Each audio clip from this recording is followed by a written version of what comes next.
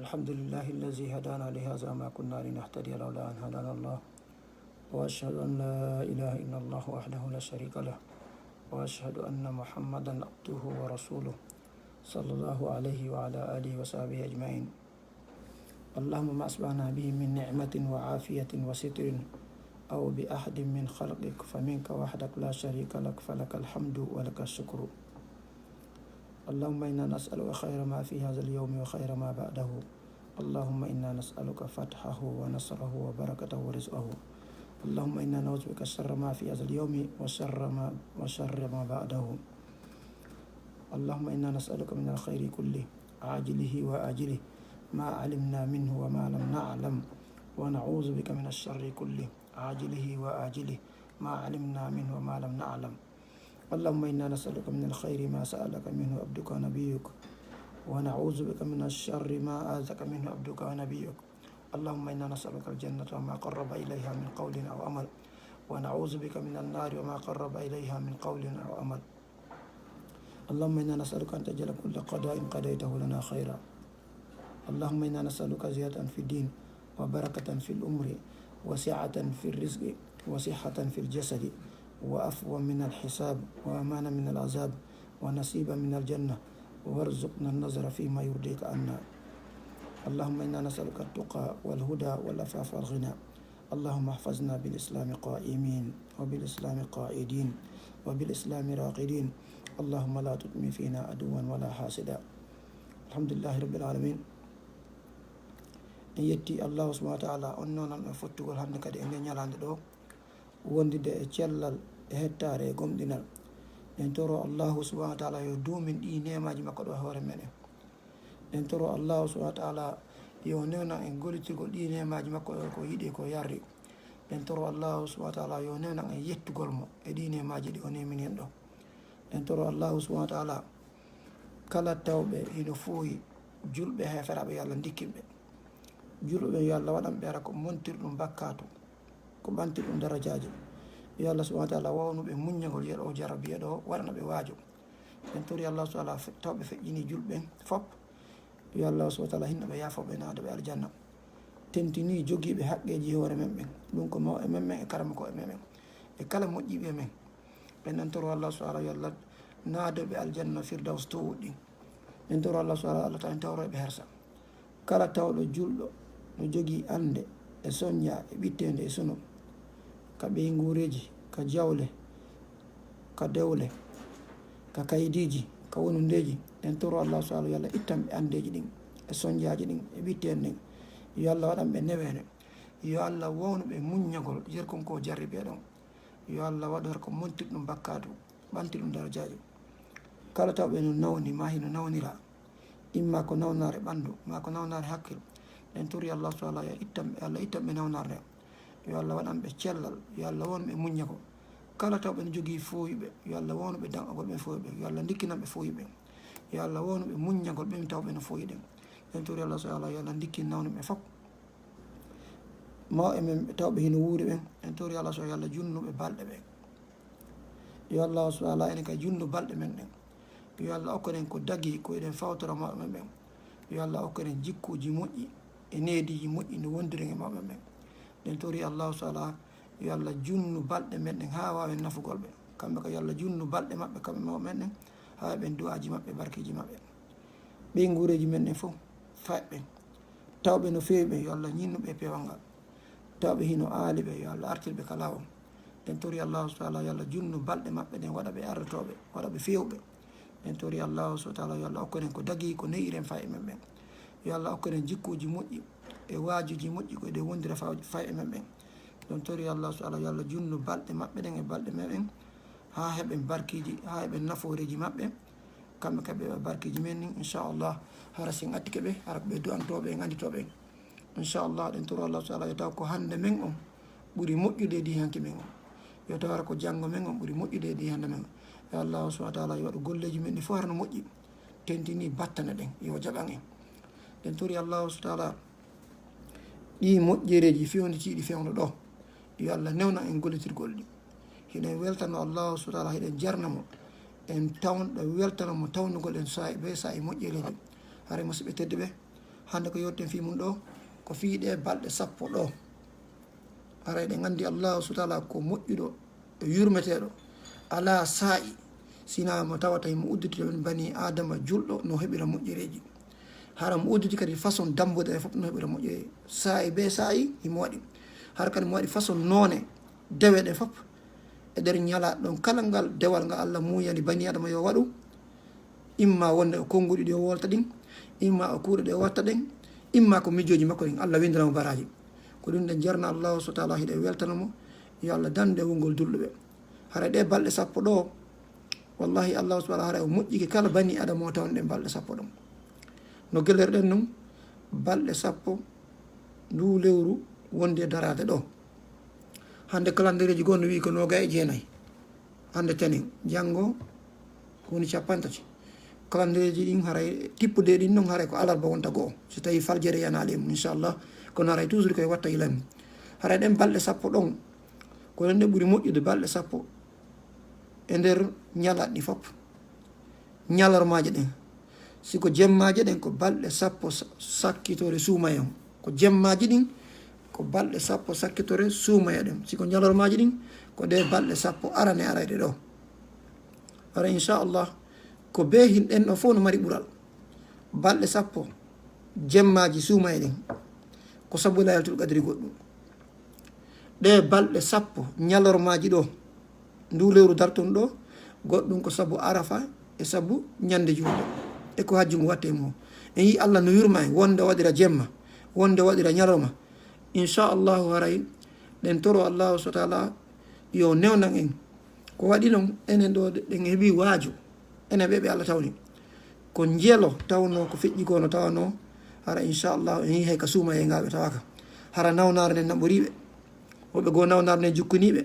woɓɓe goo nawnare nde waɗiɓe waasiɗi kono enen alhamdulillah Allah no jarribori e moƴƴere ɓay fof ko jarrabe so jarriguima basal ɗum ko jarrabe siko jawdi ɗum ko jarrabe enen o jarribori en fewno Allah waɗi hine selli hiɗe wuuri no gasa buy e men heɓali feƴƴinde ko ɓe guure mum direct no gasa buy e men heɓali waaliɗo fewn ɗo no jukki kono wallahi woodi siɓɓe men buyɓe tawata ɗen anduno ɓen ɗon hino waali ɓe awata ɓe heeɓi feƴƴime buyɓe ɓe guureji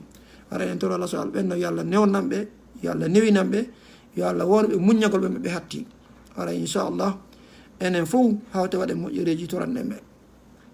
ɗe balɗe 10 ɗo ɓay tun Allah addani en ɗe yen andu ko moƴƴere Allah fandani en no gellorɗen noon julɗo no gurna makko ɗan juutiri o ko baraji no jeeya e julɓe moƴƴuɓen ɓen ɓe arnala julnata balɗe mum ɗen o moƴƴina golleji maɓɓe ɗen haray ɗe balɗe 10 ɗo ko adi kon taw en ganda ko ɗum watta so Allah tawna en ko ɗum waɗi ɗen duwa fiɓude anniye fewn ɗo anniye laaɓuɗo wondema inchallah sen tawama ɗe en waɗay moƴƴireji majje ɗe gandi Allah subhanahu wa ta'ala no wi kala feruɗo o yahi Allah windanemo baraji feruɓen o inni kala feruɓen ɓe heɓa moƴƴireji hewɗi e ko yaaji e nder aduna on ɗon kono kala kadi fokkiɗɗo ferugol o maayi ɗo hewtoy hara joddi makko n timmi waman yahruju min baytihi muhajiran ila llahi summa yudrikuhu lmawtu faqad waqa ajruhu ala llah hay sa holli anniya si a maayi ka laawol ɗo ya timmin Allah kañum hara o timmini joddi ndin ko ɗum kadi Allah kadi heferaɓen o inni wo si tawi no tumɓe falno yalta ko waɗa jihadi ɓe heɓre ɗum o inni law aradu lkhuruja la addu lahu udda so tawno ɓe falano wadde jihadi ndin ɓe heɓre to ko ɗum so annike tun an Allah subhanahu wa ta'ala windande baraji en haray ko ɗum tore ɗen fewno ɗo anniyoɗen fewno ɗo inden inchallahu so Allah tawni en en jantoto inde makko ko heewi en hooray en itte sadakaji e kala ko Allah newnan en moƴƴere sen annike fewno ɗo siko aska mum Allah tawnaɗe en wallahi o windana en baraji ɗin tippude ayaje ɓurano ɗen ɗum ko goo anniye moƴƴon ɗimmun ɗum kadi tuuɓen fewno ɗo ɓurta sen innino tuubugol na yaltugol feññina gunnoji mum ko hakkude on tigi ɗum Allah o anni yo faljereji ɗi wonɗin o accay o ninsa si tawi mo jogani yimɓe si heeɓi feere o natta sinan o toro yaafuye haray si inni tuubugol na wirtidirgol ko an tum anniyoɗa inchallahu a tuubay ko waɗi noon si innama goɗɗo tuubu ko julɓe ɓen wiya yo tuubude déjà gomɗe ɓe hooli ɓe Allah ɓen Allah ko daali wa tuubu ila llahi jami'an ayyuha almu'minun onon gomɗi ɓe fop on fop hawte tuubo ruttoɗon ko Allah ko honɗum so waɗi ɗum la'allakum tuflihuna o manate ɗum ɗo o gomɗi ɓe wiya yo tuubu o inni kadi gomɗi men fof arayne fof tuuɓen fewn ɗo kay rutoɗen hara ko tuubu biye laaɓuɗo toɗen Allah subhanahu yo yaafo en fayaji men ɗin kala ko falji ɗen kala ko heɓɓanɗen torɗemo yo e dandumo yen dandu yo danduɗen waɗugol bone hara ɗen andi yo danduɗen koyen anda ko inchallah so waɗi ɗum ɗo haray bawga Allah haray Allah ɓurta en fertanade laawol ngol no moƴƴere jinne wara tuubu biye on e décision on ɗum kadi ko ma déciɗen Allah ko daali wallazina jahadu fina lanahdiyannahum subulana ɓen fellituɓe ɓe dari ɓe daɗi ɓe darti ko pellat min fewnay ɓe si en décidi en annike wallahi Allah newinana en donc ara nun ɗum ko anni e laaɓu ɗon ɗin mun ɗum ko tuubugol ngol tan mun ɗum ko décidugol ngol naya ɓum ɗum fuɗɗo en fewn ɗo woɗɗita ko boneji ɗin ko waɗi e wowtay se hunde fof bani adama ko wotugol fimugol ko wotugol accugol fimugol kay ko wotugol yarugol ko wotugol accugol ko yarugol ko wotugol kala ko yiɗen bani adama hara e wotu ko noon Allah waɗiri bani adama eto ɗen ɗen toro Allah sala kala tawɓe julɓe siɗɗe men Allah no jari bori boneji yo Allah nanan ɓe accita inchallah ɓe ala e mumɓen yo Allah hiwɓe enen ko ɗum ɗo wodanen tan seeru sina toranagol mofteɗen fop yimɓe fop inchallah moƴƴiɓe bamɓe yo Allah moƴƴi maɓɓe ko ɗum toroɗen ɗiɗo piiji nayyi goho anni e laaɓuɗo ɗin mun ɗum tuubu biye tan mun ɗum desidugol naya ɓum ɗum woɗɗita ko boneji ɗum inchallah so waɗin ɗo Allah jaɓana en o newnana en kadi inchallah haray ɗum ɗo woni tun ko duwaɗe wadde fewn ɗo ɓay ganda kono no Allah tawanirta en nden no moƴƴireji ko woni e ɗe balɗe ɗo Allah no jantiɗe o qur'an o inni wal fajiri wa layalin ashrin mi wondiri peeral fajiri mi wondiri balɗe sappo sakkitorɗe miijte musidɓe tedduɓe Allah tedduɗo si o wondiri hunde haray hano li nden ko soobe enen ka lasli neɗɗo a duwaka wondire sina ko hooliɗa ko teddinɗa ɗum ɗon wono min si en yewtiɗo mi wolani honno mi wolanima ɗo hunde a wala e ko a tawanoka ala ko waɗa sina wigo yomi wondiri si mi wondiri haray an lanni ko no wawɗa par ce que a tawanoka hay ko ɗum waɗi haray ta en fijjiri wondoje men ɗen ndaare ɗe leyɗele occident ɗo sa yeehi ka kooti ko ɓe ndeɓoya toon junngo wondira ko an andi ko ɗum wondirde kono kamɓe ɓe hooli ɓe jaɓi enen kay ko ɗum waɗe ko ɗum waɗi si Allah noon tigui o wondiri hunde o inni o wondiri ɗe ñalɗi sappo ɗo karam koɓe ɗuɗuɓɓen ɓe fop fotti ɓe haldi ɓe fop ɓe inni kamɓe ko ɗe balɗe sappo ɗo fanda wono ibnu kasir kanko inni ko ɗum ɗo woni ko selli kon Allah jantide ngol surato ngo hundine no wal fajiri ngol tawta en fof ɗen andi fay ɓen no andi ha sen falja e maggo kono so guinnama suratul fajiri en fof ɗen andi inchallahu sen andale ma en ɗaɓɓiten haray fuyi lawaki waɗen tun andi e no jeeya kadi ko Allah jantide ko suratul hajj Allah daali wa yazkuru smallahi alayha fi ayamin ma'lumatin ɓe janto inde Allah nden e nder ñalaɗi andaɗi ɗi ñalaɗi andaɗi ko ɗe balɗe sappo ɗo kadi inchallah karama koɓe majorité maɓɓe ko ɓe inni ko ɗe ɗo no jeeya mum ibnu oumar e ibnu abbas andiraɓe firgo qur'ana donc ɗum ɗo ko yoni ko aya qur'ana ayaji qur'ana ko Allah janti ɗe ñalaɗo ɗo ɓuure majje sen daari ko hadisiji nela sallam maki hadisiji selluɗe ala ñalaɗe ɓurɗe moƴƴuɗe ɓurɗe tedduɗe ha hewtiɗe balɗe sappo ɗo kono ɗo ko ñalormaji ɗi wonne wolde ala ñalaɗe ɓurɗe moƴƴuɗe ɓurɗe tedduɗe ha hewtiɗe balɗe sappo ɗo ala kadi noon ko moƴƴorgol moƴƴireji e nder ñalaɗe fof ha hewtiɗe balɗe sappo ɗo ha on tuma ɓe inni ala ɗum ɗo e o riwaya goo ko tawata ari ha ɓe inni ala ko goɗɗo watta moƴƴireji ko heɓata baraji ha hewtidde ñalaɗo sabaɓe ginni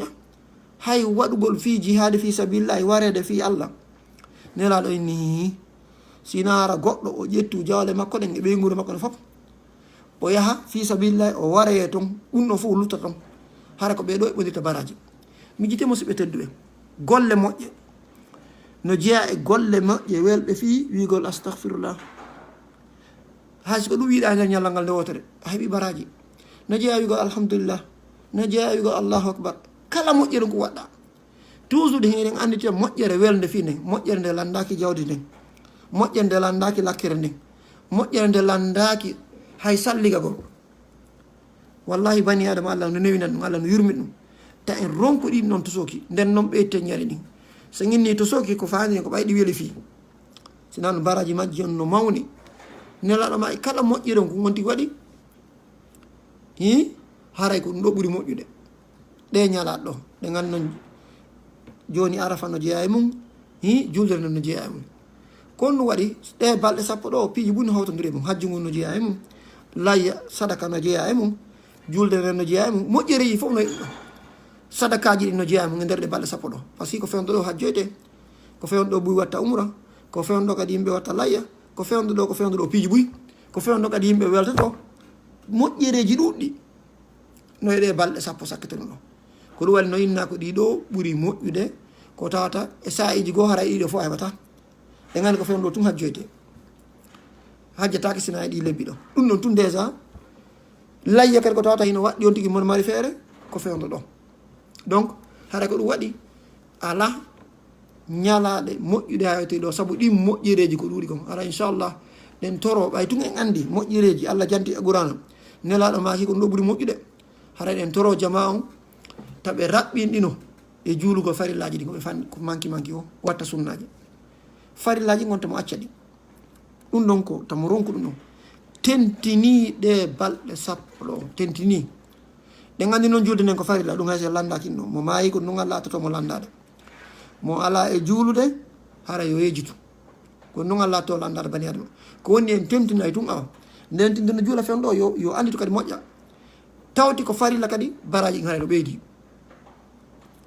ko farilla ha gase kono haray baraji ɗin kay no ɓeydi e yurmede Allah nde subhanahu wa taala ɗen gandi Allah subhanahu ko sa waɗi taw moƴƴere nden nden no waɗi a farillaji ɗin si o yiɗe no jeeya mum hewgol wigol Allahu akbar no wawiɗa o Allahu akbar kabira walhamdulillahi kasira aynugol tun Allahu akbar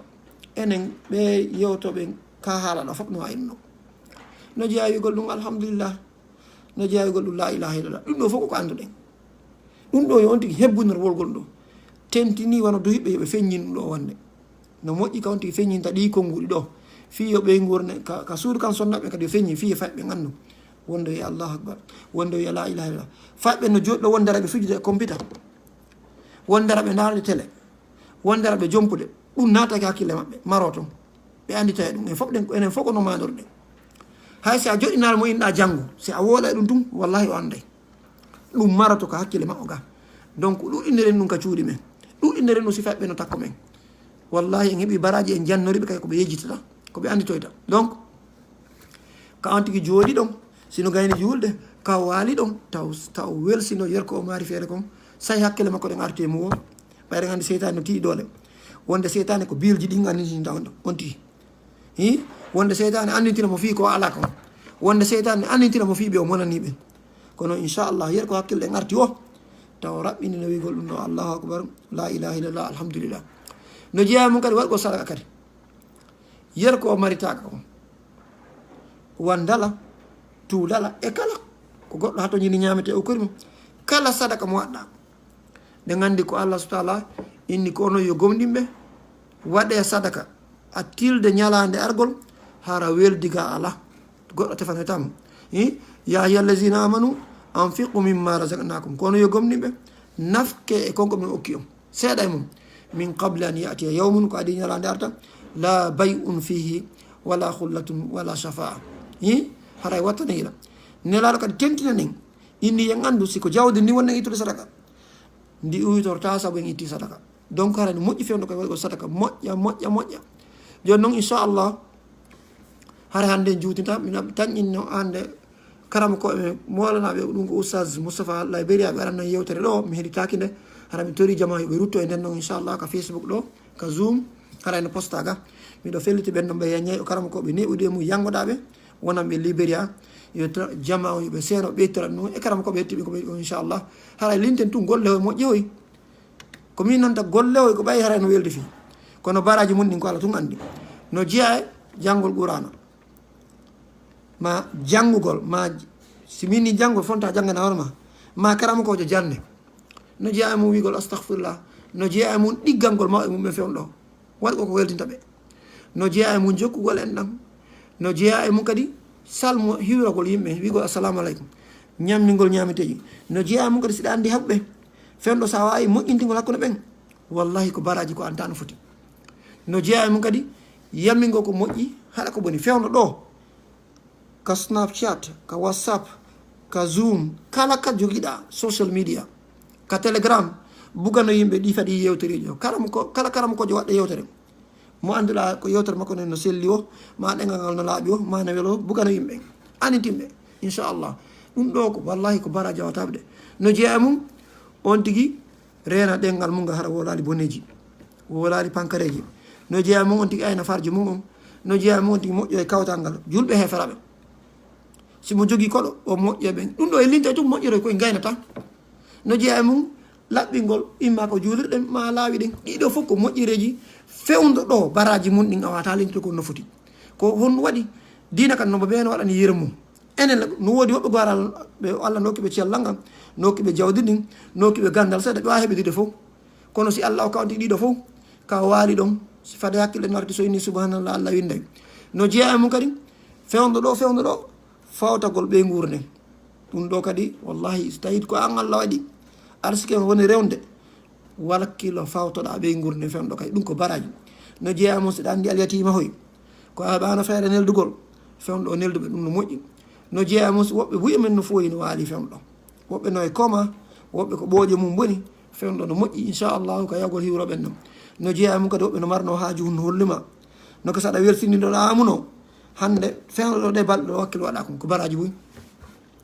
no jeeya mum julgo e nana sa sallam wigo allahuma salli ala muhammadi wa sallim ma no andirɗa o sallllahu alayhi wa sallam no jeeya mum hara lorrale julɓen